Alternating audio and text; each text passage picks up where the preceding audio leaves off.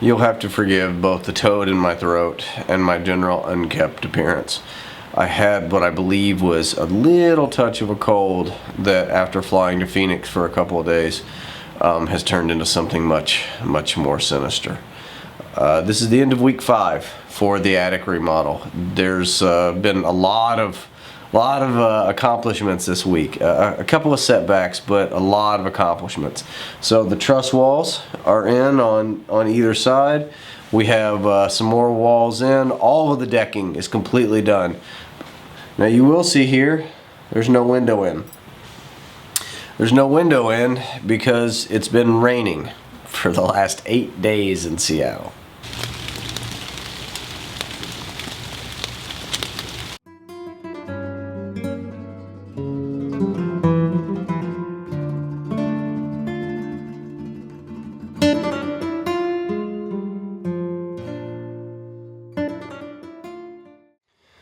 When the original roof was put in 1928, just like the floor joists, it was done with dimensional 2x4s, and they were put on 2-foot centers. And the entire roof load was right in the middle of what was the living room. So we're changing that to take it to the wall. And because this is an existing roof, and when we re-roofed it, we sheathed it with 1/2-inch plywood, so it's a strong-ish roof, and we don't get a lot of snow load here in Seattle. So because it is existing, and because we're putting better support in midway, we didn't, by code, we don't really have to add any structure, but you know how I feel about doing things to the minimum of code. So one of the things that we've done is we've sistered in all of these 2x4s into the studs themselves.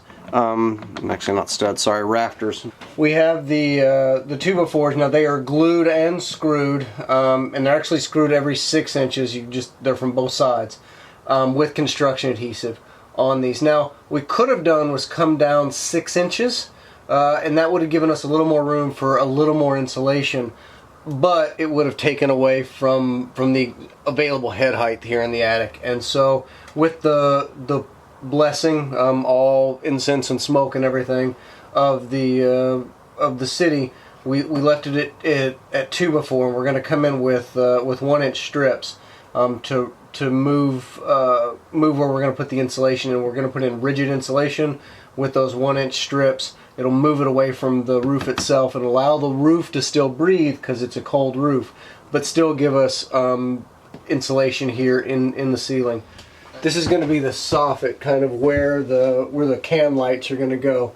So this is glued and screwed, and then we put a plywood gusset there as well. And so we'll use this as the wiring chase, and it also provides some additional support for the roof load.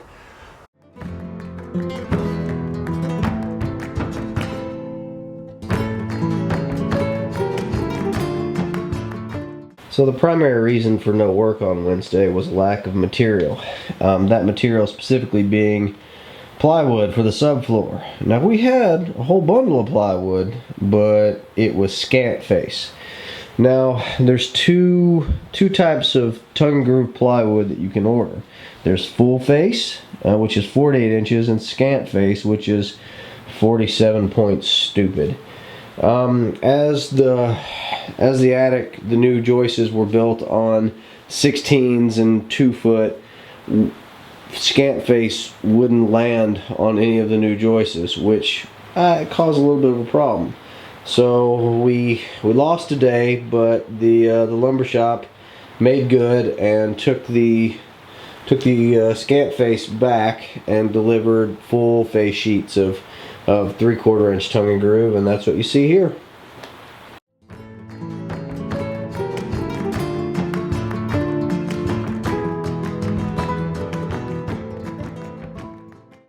The other thing that really didn't go right for us this week was the HVAC. Our contractor was supposed to be here Friday. I mean, couldn't push the date. In fact, I had to pay the guy overtime Thursday, and they got in at crazy early Friday to get a wall built there in the attic for the new HVAC. The contractor was supposed to to run vacuum lines and power lines through these holes that we cut, and as of Friday they were a no-show. I called, and as happens, there was some sort of horrible mistake, oops, sort of thing, and they're really sorry, and they're going to come on Monday. But in the meantime, I have a couple holes in the house.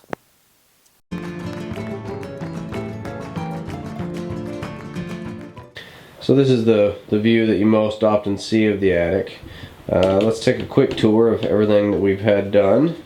So again, truss wall, some wiring projects. Now you will see there blocks. I'm kind of a block nerd. Never ever throw away a block because you might need it. More to come with that. But I sorted them and they're ready to go.